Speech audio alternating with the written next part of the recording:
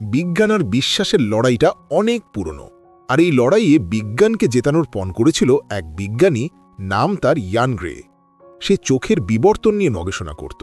তার লক্ষ্য ছিল এমন এক জীব খুঁজে বের করা যার চোখ নেই, কিন্তু চোখ তৈরির জিন বা PAX6 আছে। যদি সে ওই জিন ব্যবহার করে কৃত্রিমভাবে চোখ তৈরি করতে পারে, তাহলে প্রমাণ হয়ে যাবে যে চোখ ঈশ্বরের সৃষ্টি নয়, বরং কোটি কোটি বছরের বিবর্তনের ফল। গবেষণার পাশাপাশি ইয়ানের আরেকটা শখ ছিল মানুষের চোখের ছবি তোলা। এমনই এক হ্যালোইন পার্টিতে তার দেখা হয় সোফি নামের এক রহস্যময়ী মেয়ের সাথে। মেয়েটার মুখে মাস্ক ছিল, কিন্তু তার চোখ দুটো ছিল জাদু করার মতো। ইয়ান সেই চোখের প্রেমে পড়ে যায় আর ছবি তুলে নেয়। তাদের মধ্যে একটা অদ্ভুত টান তৈরি হয়, কিন্তু হঠাৎ করেই সোফি চলে যায়। এরপর ইয়ানের সাথে অদ্ভুত সব ঘটনা ঘটতে থাকে। সে সব জায়গায় 11 সংখ্যাটা দেখতে পায়, ঘড়িতে, বাসের নম্বরে, লটারির টিকিটে। একদিন 11 নম্বর বাসে চলার সময় সে একটা বিজ্ঞাপনের বোর্ডে সোফির সেই জাদুকরী চোখ দুটো দেখতে পায়। সেই সূত্র ধরে সে আবার সোফিকে খুঁজে বের করে। তাদের ভালোবাসা গভীর হয়, কিন্তু তাদের দুজনের পৃথিবী ছিল একদম আলাদা। ইয়ান কট্টর বিজ্ঞানী, আর সোফি বিশ্বাস করত আধ্যাত্মিকতায়, আত্মায় আর পুনর্জন্মে। তাদের মধ্যে প্রায়ই এই নিয়ে তর্ক হতো, কিন্তু ভালোবাসা কোনো কিছুই মানেনি। ইয়ান সোফিকে বিয়ের প্রস্তাব দেয়, আর সোফি রাজি হয়ে যায়। বিয়ের জন্য কোর্টে যাওয়ার দিনই ইয়ানের ল্যাব থেকে ফোন আসে। তার সহকারী ক্যারেন জানায় যে তারা সেই চোখবিহীন কেঁচো খুঁজে পেয়েছে, যা তাদের গবেষণাকে সফলতার চূড়ায় নিয়ে যাবে। ইয়ান খুশিতে আত্মহারা হয়ে সোফিকে নিয়ে ল্যাবে চলে যায়, কিন্তু ল্যাবে সোফি আর ইয়ানের মধ্যে আবার সেই বিজ্ঞান বনাম বিশ্বাস নিয়ে তুমুল ঝগড়া হয়। এরপরই ঘটে সেই ভয়ঙ্কর দুর্ঘটনা। তারা যখন অ্যাপার্টমেন্টে ফিরছিল, তখন লিফট মাঝপথে আটকে যায়। ইয়ান কোনো মতে লিফট থেকে বেরোতে পারলেও সোফিকে বের করার মুহূর্তে লিফটটা ছেড়ে নিচে পড়ে যায়।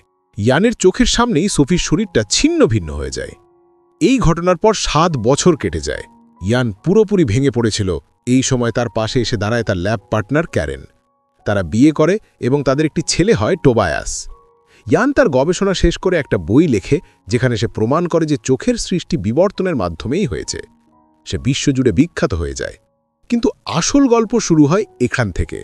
হাসপাতালে টোবায়াসের চোখের আইরিস স্ক্যান করার সময় দেখা যায় যে তার চোখের প্যাটার্ন পল এডগার ড্যারি নামের এক মৃত ব্যক্তির সাথে হুবহু মিলে যাচ্ছে, যেটা বিজ্ঞানের চোখে অসম্ভব, কারণ প্রত্যেকের চোখের প্যাটার্ন আলাদা হয়। ইয়ান প্রথমে এটাকে সিস্টেমের ভুল বলে উড়িয়ে দেয়, কিন্তু কিছুদিন পর এক ডাক্তার তাদের জানায় যে টোবায়াসের অটিজমের লক্ষণ থাকতে পারে এবং এর জন্য একটা টেস্ট করতে হবে। টেস্টের সময় টোবায়াসকে কিছু ছবি দেখানো হয়। অবাক করা বিষয় হলো, টোবায়াস সেই মৃত ব্যক্তি পলের জীবনের সাথে জড়িত ছবিগুলো, যেমন তার বাড়ি, পোশাক, কুকুর দেখে প্রতিক্রিয়া দেখাতে শুরু করে, যেন সেগুলোকে চেনে। এই ঘটনায় ইয়ানের এতদিনের গড়া বিজ্ঞানের ভিত নড়ে যায়। সে তার বন্ধুর সাহায্যে এক বিশাল আইরিস ডেটাবেসে সোফির চোখের ছবি দিয়ে সার্চ করে। রেজাল্ট যা আসে তা দেখে ইয়ানের মাথা ঘুরে যায়। ডেটাবেস দেখায় যে সোফির চোখ 3 মাস আগে ভারতের দিল্লিতে স্ক্যান করা হয়েছে, কিন্তু সোফি তো 7 বছর আগেই মারা গেছে। তাহলে কি সোফির পুনর্জন্ম হয়েছে? এই রহস্যের সমাধানেই ইয়ান ভারতে পাড়ি জমায়। অনেক খোঁজাখুঁজির পর সে বস্তির এক অনাথ মেয়েকে খুঁজে পায়, যার নাম স্যালোমিনা। তার চোখ দুটো হুবহু সোফির মতো। ইয়ান মেয়েটিকে হোটেলে নিয়ে এসে একটা পরীক্ষা করে। সে স্যালোমিনাকে সোফির জীবনের সাথে জড়িত কিছু ছবি দেখায়, কিন্তু স্যালোমিনা সেগুলো চিনতে পারে না। ইয়ান পুরোপুরি হতাশ হয়ে পড়ে। তার মনে হয় এই সবই হয়তো কাকতালীয়।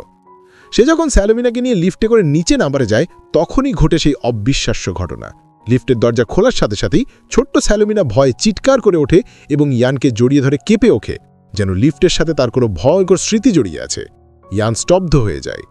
স্যালোমিনার ওই ভয়টাই ছিল সবচেয়ে বড় প্রমাণ। যে বিজ্ঞানী একদিন বিজ্ঞান দিয়ে সবকিছু প্রমাণ করতে চেয়েছিল, সে আজ কোনো প্রমাণ ছাড়াই শুধু বিশ্বাস দিয়ে তার সোফিকে এক নতুন রূপে ফিরে পেল।